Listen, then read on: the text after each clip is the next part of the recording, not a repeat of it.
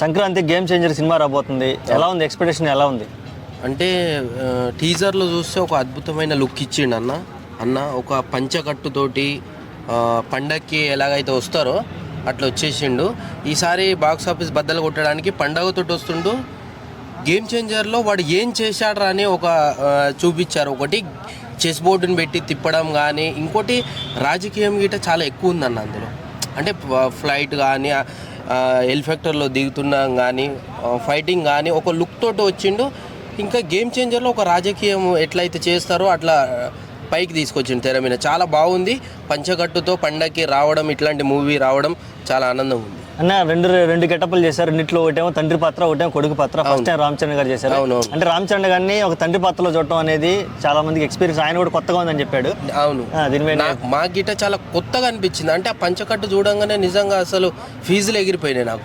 అరే ఇదేంది ఎప్పుడు రాలే కదా పంచకట్టుతోటి వైట్ అండ్ వైట్లో ఒక తండ్రి కొడుకు లాగా, అసలు తండ్రిలాగా సేమ్ ఒక తండ్రి ఎట్లయితే ఉంటాడో అట్లా లుకింగ్ తోటి వచ్చిండు.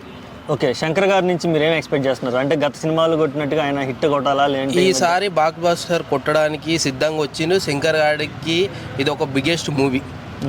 జీవితంలో ఒక మూవీ లైఫ్లో మిగిలిపోయే సినిమా అంటే ఇది గేమ్ చేంజర్తో.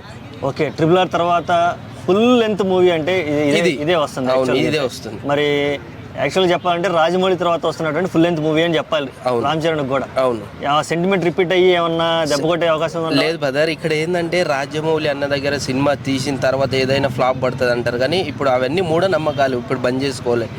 ఇప్పుడు పంచకట్టుతో ఒక తండ్రి క్యారెక్టర్తో బయటకు వచ్చిండు. ఈసారి బాక్స్ ఆఫీస్ బద్దలు కొట్టడానికి రెడీగా ముందరకు వచ్చిండు. సినిమా చూసిన తర్వాత మీరు రాజకీయం ఉంది, ఆ సినిమా చూస్తుంటే అరే ఇట్లాంటి సినిమా ఎప్పుడు చూడలే కదా అట్లా అనిపిస్తుంది. సాంగ్స్ గిట్ట అద్భుతమైన సాంగ్స్ ఇచ్చిండ్రు.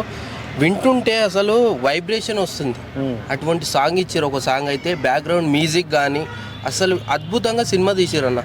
సో అది టీజర్లోనే చూస్తేనే సినిమా ఎక్కడికో వెళ్ళిపోయింది అసలు అనుకున్నా నేను.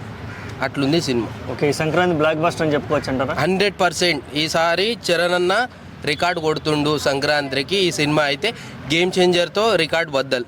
ఓకే, పుష్పాన్ని బీట్ చేసిదా? చేయొచ్చు, అంత దాకా వెళ్ళొచ్చు.